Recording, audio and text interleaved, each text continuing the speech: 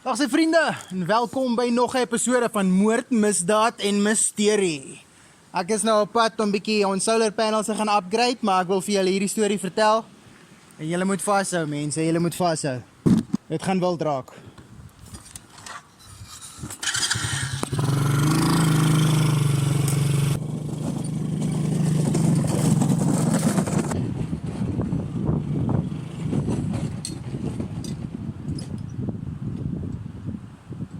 Okay, hierdie is nou nie 'n solar panel install judgment video nie. Hierdie gaan oor moord, misterie en misdaad, so los die solar panels uit, okay? Right mense, so ek gesels met julle vandag oor Catherine Mary Knight. Die storie speel af in 'n klein dorpie met die naam van Aberdeen in Australië. En Aberdeen is omtrent dieselfde grootte as ons dorpie, hier in Smithfield waar ons bly. Hulle het baie minder mense daai kant, ons het baie mense in klein spasies.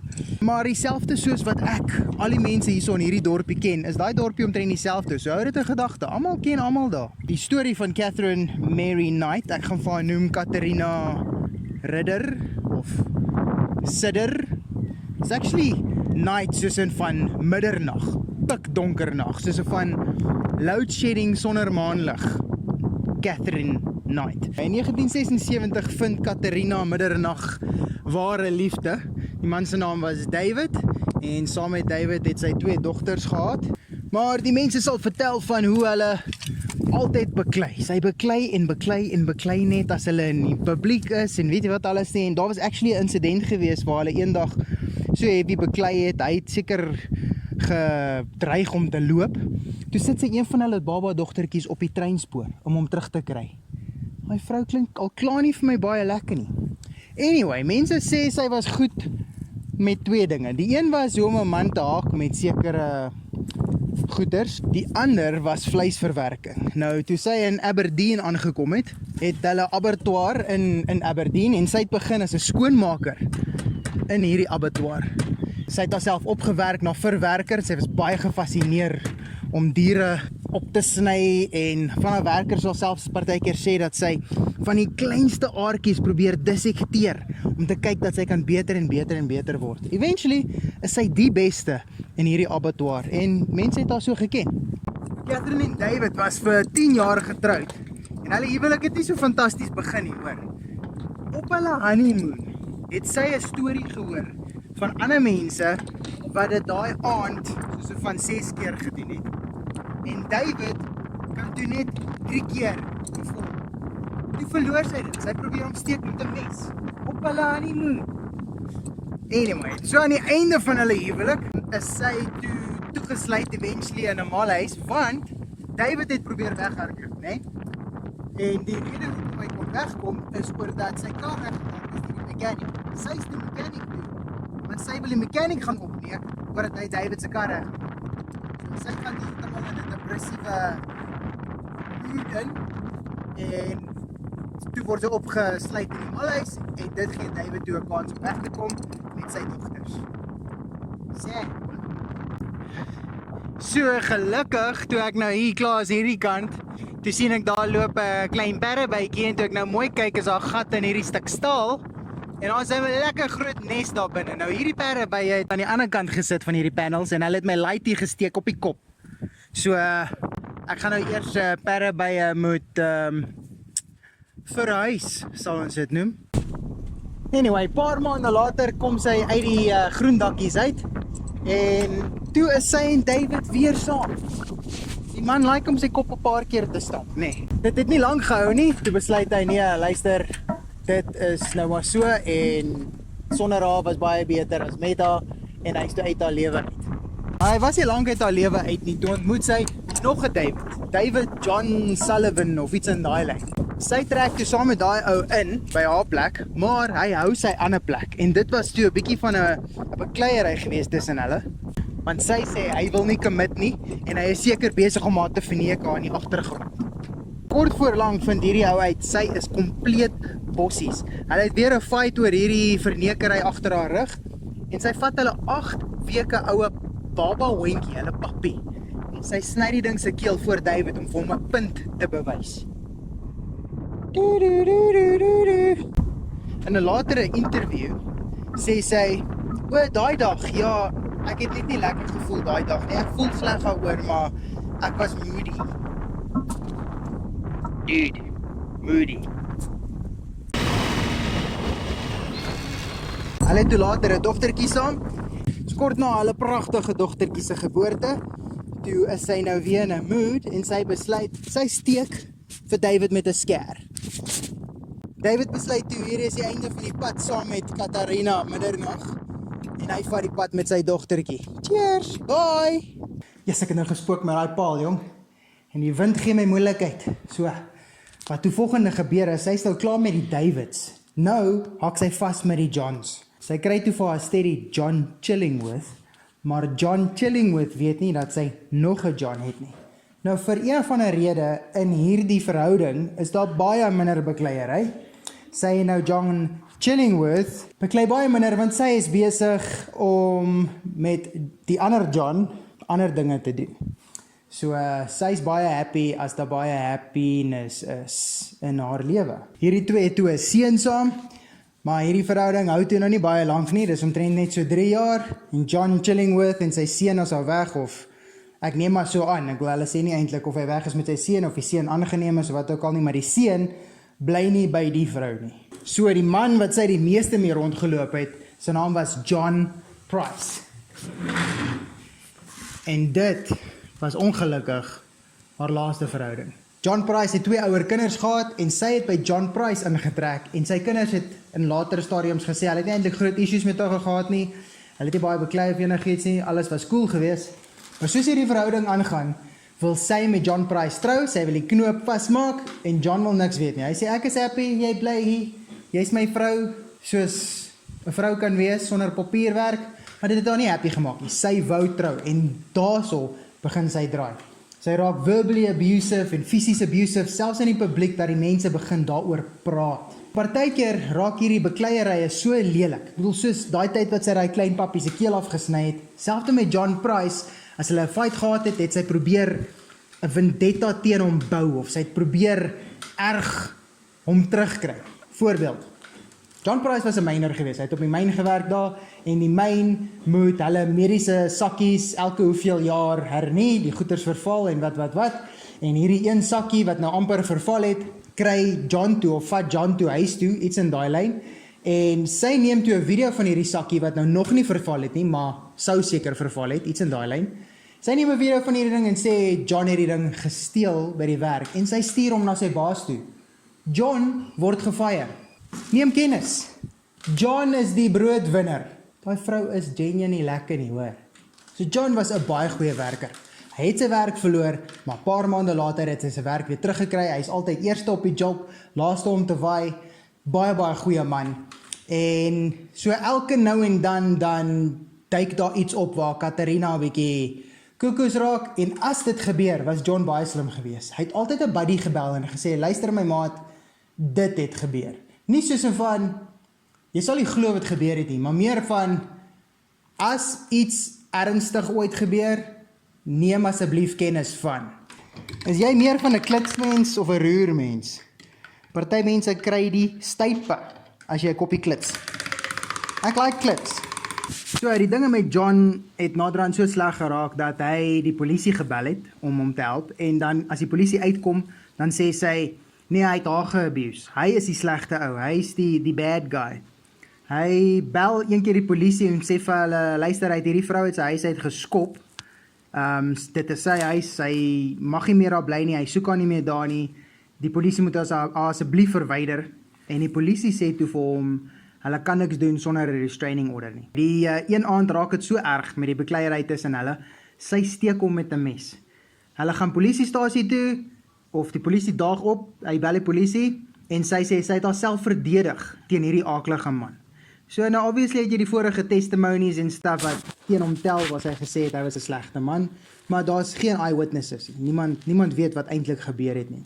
Sy kry toe eventually 'n restraining order teen hom, maar sy bly nog in sy huis. So dan is dan nou weer so rukkie waar daar vrede is, en alles is weer hankie-dorie, en almal is happy met mekaar, maar einde Februarie, begin Maart se kant, die jaar 2000, word John wakker 2:00 die oggend, en Katarina middernag staan op die einde van sy bed met haar hande agter haar rug en hy is seker sy het 'n mes in haar hand. Nou sy was, soos julle weet, 'n vleiswerker. Sy het altyd die skerpste messe rondom die huis gehad, by die werk gehad. Sy weet hoe om 'n mes skerp te maak. Sy het actually een in haar bedkassie. Wat hy van weet, toe is die man bitterbang. Hy dog vandag steek sy my dood en hy spring toe op en toe hy opspring, toe sy soos van wow, wat? En daar's niks in haar hande nie. Toe voel hy so 'n bietjie gerus, maar dit was dodgy, dit was weird en hy het geweet dit was weird. Right, so hierdie Maart 2000 besluit hy uiteindelik, hy gaan 'n restraining order teen haar kry, hy moet haar uit die huis uit kry, hy gaan hof toe, hy kry die dokumente, hy bel haar, hy sê vir haar, luister, ek het 'n restraining order teen jou, ek wil nie meer hê jy moet in my lewe wees nie, jy moet uit my huis uit, ek soek jou nie meer hier naby nie, en hy kom toe van die werk af daai middag. En sy normale routine was in te check met neighbors, ek dink dit was maar meer soos 'n ek is nog hier, ek is okay. Dis maar my assumption, my opinie. En hy check in met die neighbors, sê hallo, ek is hier, wat. Hy het vir sy kollegas gesê, daai dag toe hy die restraining order kry, hy gaan haar bel, hy gaan vir haar sê hy het 'n restraining order, hy is redelik bang. As hy ooit die werk toe kom nie, bel dadelik die polisie, want sy het iets gedoen.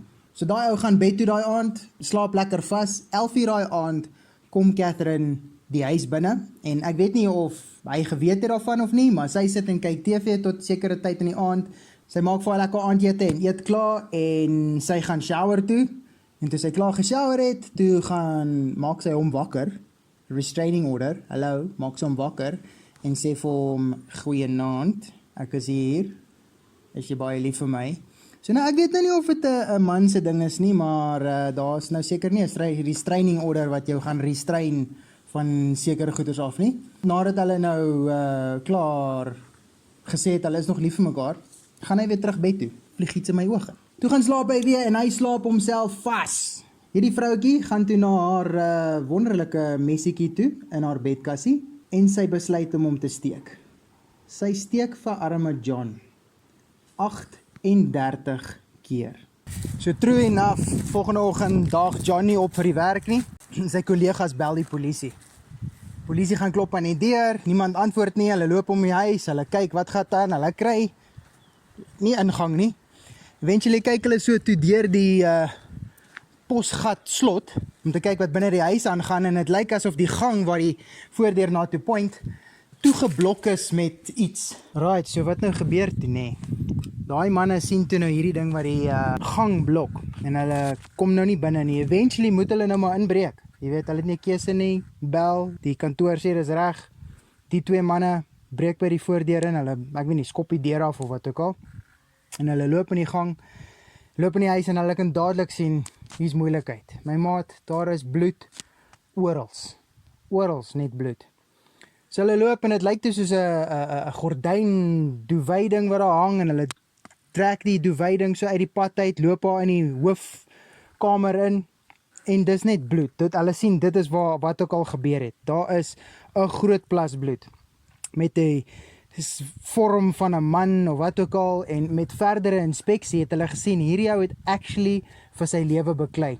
Van die slaapkamer af waar die eerste steek al seker gebeur het, kan hulle sien hoe die bloedmerke teen die muur laer en laer geword het, en op die een stuk was daar selfs 'n punt waar hy stilgestaan het, lyk dit, of wel, dis nou wat die investigators sê, en toe het hy gehoes, hy het bloed opgehoes teen die muur, en toe het hy verder gegaan, en die bloed teen die muur het net, sy hande en staf het net laer en laer en laer geword, totdat dit op een punt opgehou het. Maar hierdie manne sien toe nou net hierdie horrific scene, my maat, dit is horrible, absolutely horrible. Terwyl hulle nou probeer notas neem, sê hierdie een polisieman, nee man, waar het ek myself nou gesny toe ons die deur oopgebreek het, want toe sy hele arm vol bloed, en toe hulle omdraai, toe is daai gordyn, nie 'n gordyn nie, maar arme ou John se vel.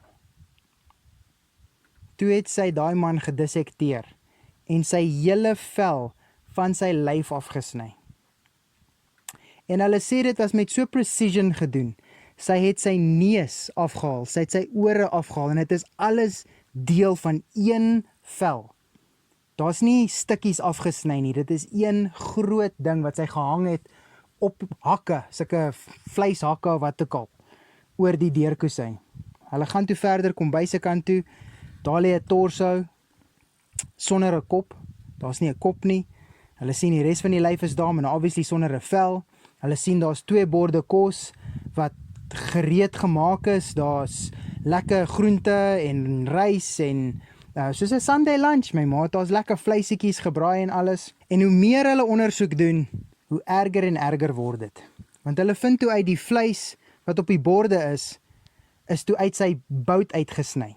Die ou se bout. Die pot kook nog op die stoof. Toe jy die pot afsit en hom oopmaak, toe sit die ou se kop in die pot. Eventually, hulle gaan en ondersoek toe wat's in die ander kamers. Hier lê daai vrou in slaap.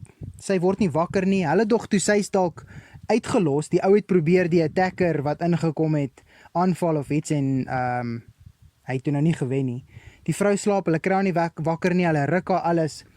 Kom toe agter na die tyd, sy het 'n klomp pille gedruk. So of sy either haarself wou doodmaak of net wou insane speel om te sê luister ek was onder die influence of drugs, ek het nie geweet wat ek doen nie. Hulle het haar uitgedra, suurstof gegee op die gras neergelê alles. Sy het toe eers lank aan haar wakker geword hospitaal toe. Jy weet toe kom hulle agter dat sy's vol pille wat. Maar dit is toe nou wat hulle bevind. Dit is wat hierdie 2 mense wat hierdie ou persoonlik ken in hierdie klein dorpie. Hulle ken hom persoonlik, loop hom raak in die winkels. Dit is absolutely horrific. So my nuwe paneel is op daai kant. Nou moet ek net 'n string hierso create gou. Daai kant is klaar op en hy's besig om krag te gee vir die huis, maar nou hierdie kant lyk nou nog so. En ek moet net nie daai 2 mekaar raak nie, anders het ek moeilikheid. Met meer ondersoek word die ding net erger en erger. Want wat hulle toe vind is, daar is geld uit John se bankrekening uitgetrek. So wat gebeur het is, nadat sy hom doodgemaak het, toe gaan shower sy, vat sy wallet en gaan trek $1,000 in 2 aparte transaksies uit sy rekening uit. En tot vandag toe is hy geld nog nooit gekry nie. Hy geld is net weg. Anyway, wat toe gebeur het, is sy's actually in 'n koma vir omtrent 4 dae. En toe sy nou wakker word, toe weet sy niks. Sy kan niks onthou nie, jy weet, hulle onthou nooit enigiets nie. So in haar interviews, toe hulle haar nou 'n bietjie harder begin druk, het sy eventually geadmit dat sy John doodgemaak het, want sy was heavy geabused deur hom, en sy kon nie meer sy abuse hanteer nie. Maar nou, hoekom dissect jy sy lyf? Hoekom haal jy hom uitmekaar uit? Dis verkeerd, dis siek. Toe het nou hof toe gaan, toe sê sy nee, sy is nie guilty nie. Sy het dit gedoen in self-defense or whatever. En halfpad deur die court cases story, toe verander sy haar plea en die hof is toe bang, want hulle dog sy speel 'n game, daai tipiese game van toe ek gesê het ek is guilty, was ek eintlik insane geweest. Toe stuur die judge haar vir psychiatric evaluation en dit kom toe terug dat sy 100% in haar eie mind is, dat sy 100% sane is en dat sy nie insane is nie en sy kan nie daai plea speel nie. Sy word toe skuldig bevind. So naby aan die einde van haar hofsaak, toe begin sy mal speel, sy het geskree, sy het allerhande boei gemaak in die hof om probeer insane te plea en dit het net glad nie gewerk nie. Sy is toe die heel eerste vrou in Australië ooit wat 'n life sentence kry. Sy is toe tronk toe en in 2006 het sy geappeal aan die hof om te sê haar sentence is te erg vir die daad wat sy gedoen het, want she acted in self-defense en dit was gedeny, obviously, want hoe act jy in self-defense en dissect iemand se lyf? Anyway, die hof het gesê dat dit is die ergste, gruesomste dood wat hulle ooit gesien het en dit is hoekom sy daai straf gekry het. So, appeal denied, she's still in jail en tot vandag toe is sy nog steeds daarso. Sy het nog steeds niks gesê nie hoe dit gebeur, wat sy gedoen het, niks nie, no details. Maar wat hulle wel sê is, in die tronk is sy die baas. In die tronk luister almal vir haar. Sy het en gebied net soos wat sy wil. Dis crazy mense. Julle moet uitkyk daar buite. Mens kan nie net in 'n verhouding inklim en dink alles is hankie-dorie nie. As daar red flags is, hardloop. Maar ja, dit is nou die einde van my storie. Ek is baie bly dat julle nog steeds hier so is en kyk uit vir die volgende ene. Sien julle daar.